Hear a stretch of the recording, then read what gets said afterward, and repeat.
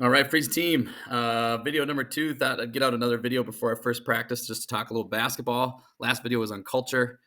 Again, I'm going to try to make this super quick, but I'm kind of a chatty Cathy. So try to, if you got a 1.5x speed this thing to get through it before practice or 2x it, go for it.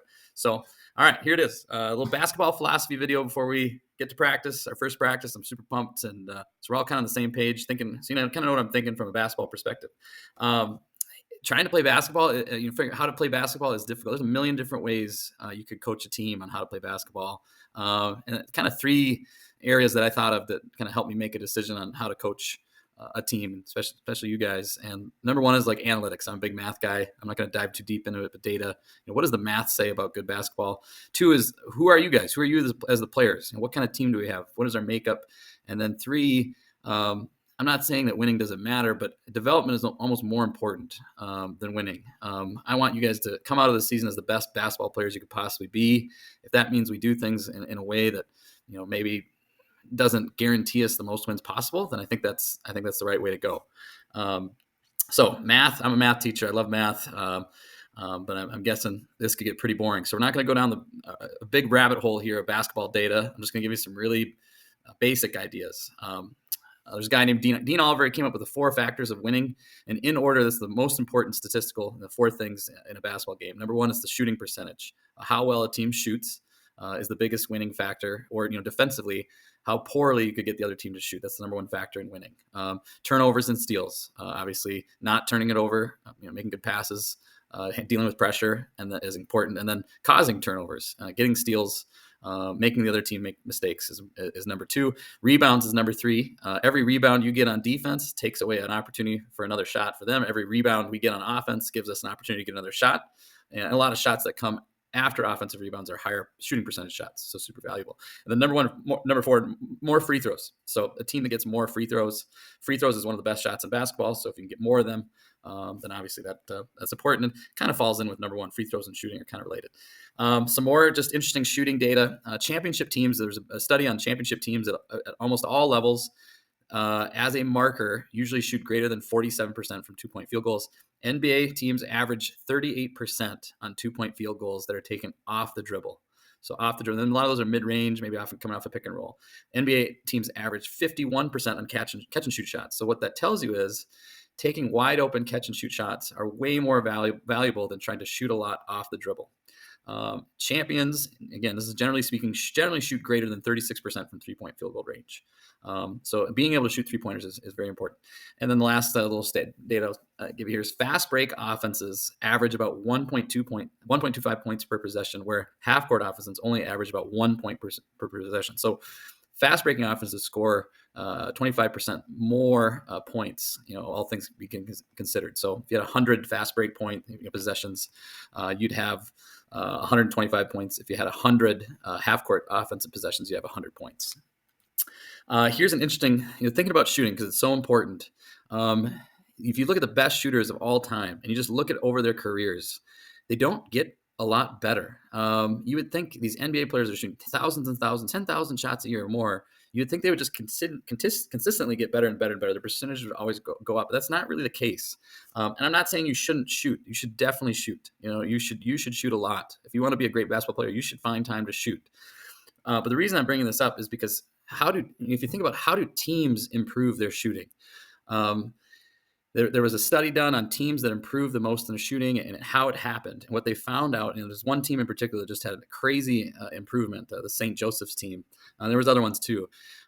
With basically the same roster from one year to the next, they just made incredible improvement. You can read it on the screen. And what the research showed is it's not about just getting in the gym and shooting shots. Although that does make you a better shooter. But as a team, you get better when you just take better shots, when your shot selection improves. And for your shot selection to improve, your spacing has to improve. You can't settle for mid-range floaters, fadeaways, shooting shots in the lane where you're double or triple teamed. You have to pass the ball to open teammates. And you can see it a lot in how the NBA has changed in the last 20 years. The mid-range game has basically kind of started to disappear. There are some elite players that still do it. But the NBA teams, the ones that have the best analytics and analyzing the data and researching how to play the best basketball possible, are basically shooting mainly 3-pointers and shots in the paint near the rim. So this is kind of where our shot selection idea, our shot selection chart is going to come from. Every offensive possession, what do we want to do? We want to hunt Olympic medal shots.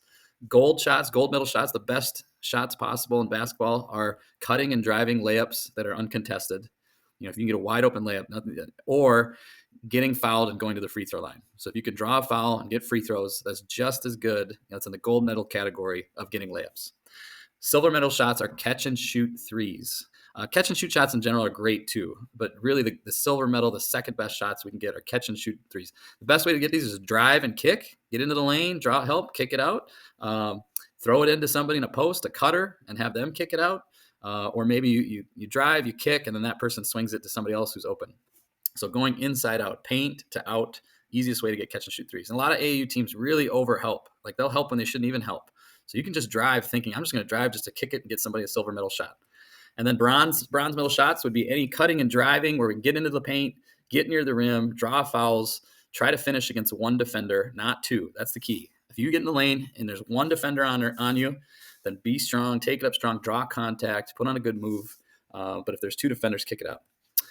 So then think about how should we play basketball? Like what should be our game model? How should we play? And then how do we think, keeping all those things in consideration, but think about our team makeup. What do we have as players? What are our superpowers? What are our strengths? Looking through our surveys, watching you guys play, what your players responded to on that survey, and watching you guys play throughout the season, and the girls that I got to coach last year, knowing you. These are just like my overall thoughts on the team. I think we're more of a perimeter-oriented team than a post-oriented team. I think we're more fast than we are tall. I think we're more skilled than we are like a brute force team. I think we've got a lot of three-point shooting. Everybody on the team has the green light to shoot wide open catch and shoot threes. Even if you don't feel like you're a shooter, you have to start You just have to start shooting those shots now. You got to develop that confidence. You have to miss shots in games so you can start making them in games. You're not just going to start making them in games just because you're practicing threes in practice. You got to shoot them in games, and it's such an important shot. It's a silver medal shot. It's such an important shot in basketball this day. Everybody's got to catch and shoot open threes. I think we've got great team-oriented, unselfish players, and based on the survey and what I've seen, I think we have a team that has a preference towards pressuring on defense, playing hard, picking up full court, creating havoc, trapping, trying to steal passes, trying to pressure the ball. I don't think we have a sit back and sag it in there and slow the game down. I don't think that fits our style. And then the third thing, development. We want to play in a way that's going to change your basketball trajectory. We want to play in a way that's going to give you the best chance to be the best player you can be when the season's over. And when I think about making that happen, I think there's a certain way to play, and I'll talk about that more in a second. And then so when I think about all those things, you think about, okay, so how are we going to play basketball? What is our slingshot? What is our secret weapon? What do we do that makes us different from everybody else? You don't want to play basketball the same way that every team is playing. You want to do something a little different. Another analogy I like is the handshake analogy. You walk up and you meet somebody and you shake your hand. Most of the time it's just a simple handshake. Sometimes it's weird and awkward. But the way we play basketball, I would like it to be that will imposing aggressive handshake. Like, welcome to the court. We're here. You are going to feel the game is going to be played the way we want it to. You're going to feel our presence. When people get done playing us, they're going to be like, oh, that was something. That was something different. So putting that all together, how do we get the most out of every practice and every game this season? How do we improve to the point where we're better players than where we started? We're playing great winning basketball, and we're fitting the makeup of the team. And I believe the answer is we just got to play hard and fast, fearless and fun and free. We got to get out there. We got to run up and down. When you sub in there, you play hard for a couple minutes. You get out. You rest, almost like a hockey team does. They sub fast. They play hard. Constant pressure on the other team. Because I think the more possessions we can get in the game, the faster we play. That's just more opportunities to improve and develop. And I think all of you are trying to take your game to the next level. Maybe you're trying to go from JV to varsity, or from varsity to becoming like a bench player to a starter, an all-conference player. Whatever. As you move up the levels, you want to be playing faster and making better, quicker decisions and being more aggressive and being ready for that. So that's where my head's at. So what does that mean in terms of the four phases of a basketball game? Fast breaking, half court offense, transition to defense, half court defense. I think we need a fast break 100% of the time. Even when the other team scores, I think we need to get it and go as fast as possible. And I think this is where we're going to start the season, focusing in practice is on transition offense. On offense, we'll have some little plays and things, but the main thing is do whatever we got to do to get those Olympic medal shots. Have great spacing, great shot selection, and then crash the offensive boards. Shot goes up. All 5 of us are pushing for the boards. We'll talk more about how we'll do that in a smart way. Transition defense, we're going to tag up right away, and we're going to put on full court pressure and look to trap 100% of the time. Don't let the other team run their defense. Don't let them become comfortable. Make them play afraid. Make them make bad decisions. That'll give us more turnovers. And then if it gets into the half court, we want to force them to take non-Olympic shots, mid-range shots, contested one-on-one fadeaways. We don't want to give up, obviously, the wide open layups, and we don't want to give up catch and shoot threes. So we're going to have to rotate. We're going to have to help people when they're burnt, play great team defense. So that's pretty much it. That's where we'll start tomorrow in practice. Hope everybody's doing well. See you soon. Bye.